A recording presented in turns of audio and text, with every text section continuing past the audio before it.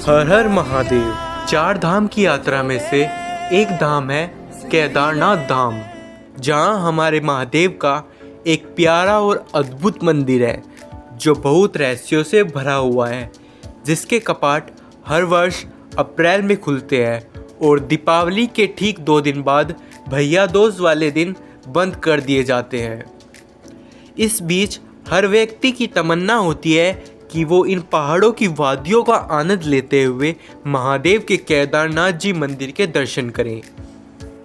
इस वीडियो में मैं आपको मंदिर तक पहुंचने की संपूर्ण जानकारी दूंगा, तो चलिए हर हर महादेव बोलते हुए वीडियो में आगे बढ़ते हैं।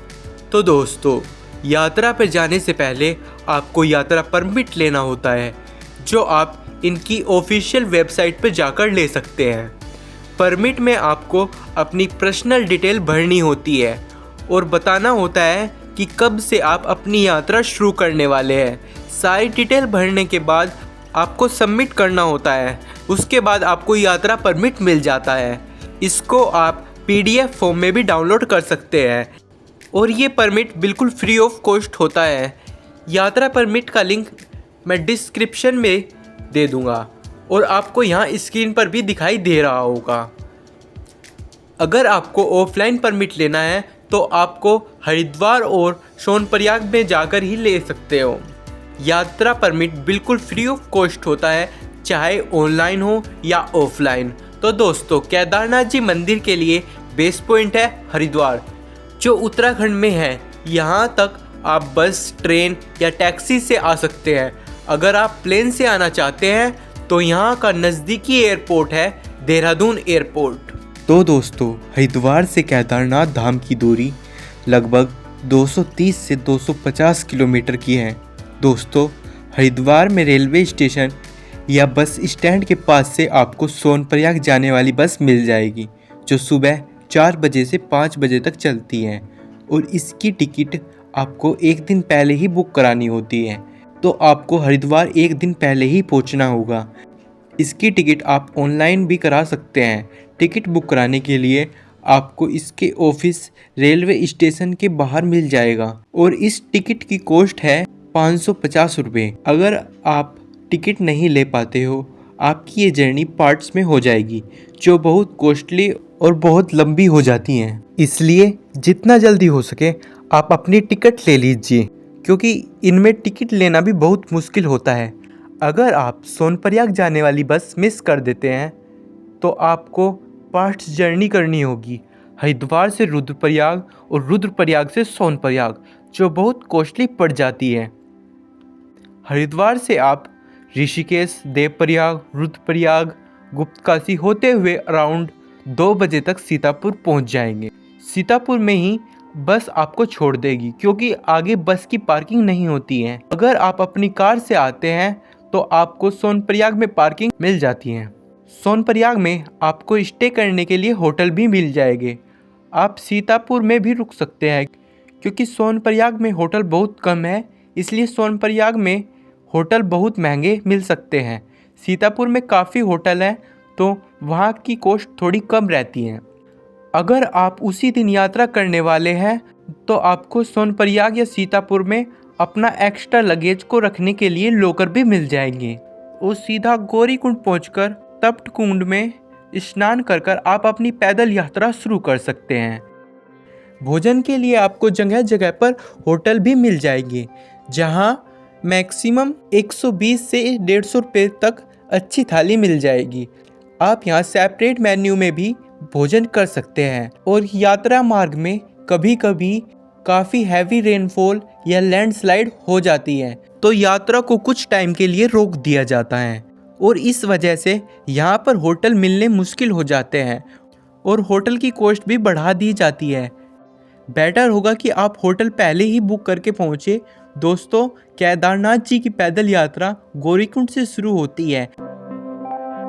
गौरीकुंड से केदारनाथ जी मंदिर 20 से 22 किलोमीटर पड़ता है। सोनप्रयाग से गौरीकुंड की डिस्टेंस 5 किलोमीटर की है। सोनप्रयाग से गौरीकुंड पहुंचने के लिए आपको टैक्सी लेनी पड़ती है, जिसका किराया 50 रुपये पर पर्सन होता है। सोनप्रयाग से गौरीकुंड जाने के लिए लोग सुबह 4 बजे से लाइन में लग जाते हैं। कभी कभी तो लाइन 1 किलोमीटर लंबी हो जाती है, जिससे आपके 3 से 4 घंटे खराब हो जाते हैं। अगर आप चाहें तो आप गौरीकुंड में भी स्टे कर सकते हैं। वहां आपको डॉर्मेट्री भी मिल जाएगी। इसकी बुकिंग आपको ऑनलाइन करनी होती है।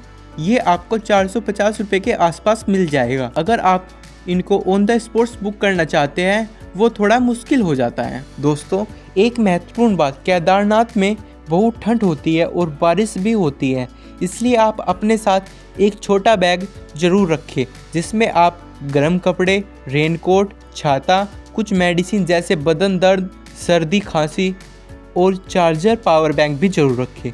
तो चलिए यात्रा में आगे बढ़ते हैं। दोस्तों, जहाँ से यात्रा शुरू होती है वहाँ से ही आप अपने साथ पानी की बोतल, बिस्किट, चिप्स, ग्लूकोज और नींबू और काला नमक ले लें, क्योंकि जितना आप ऊपर चढ़ते जाएंगे तो इनके रेट इतने ही महंगे होते रहेंगे। रास्ते में चलते चलते आपको खाने के लिए होटल वगैरह मिल जाएंगे। वहाँ पर खाने की लिमिटेड वैरायटी मिलती है। नॉर्मली यहाँ पराठे और मैगी ही मिलती है। इस यात्रा में हर 1 किलोमीटर पर मेडिकल फैसिलिटी भी मिलती रहेगी। गौरीकुंड से रामवाड़ा तक की यात्रा नॉर्मली उठते बैठते थकते कर लेते हैं, लेकिन अगली परीक्षा शुरू होती है रामबाड़ा के बाद।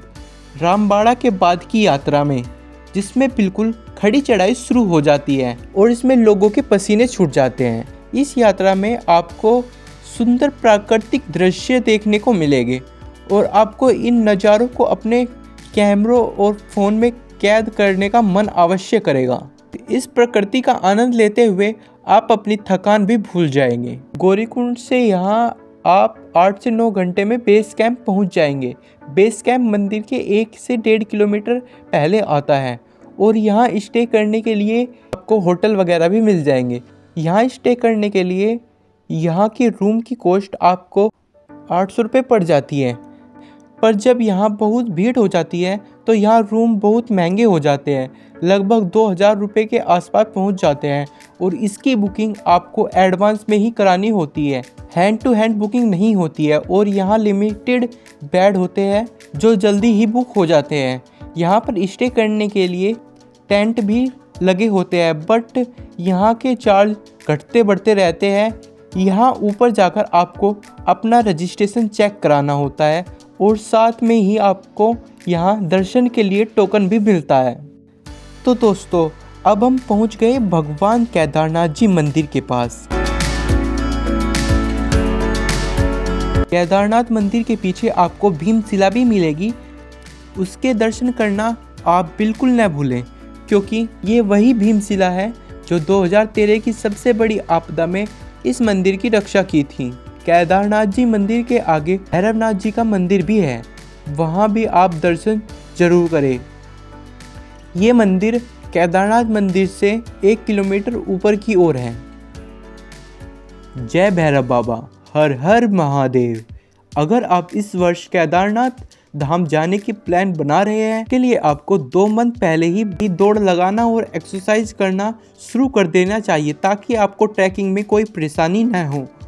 और एक महत्वपूर्ण बात, आप अपना कूड़ा या पॉलीथीन या पानी की खाली बोतल बैग में रखें या फिर कूड़ादान में ही डालें, इधर उधर ना फैलाएं। धन्यवाद।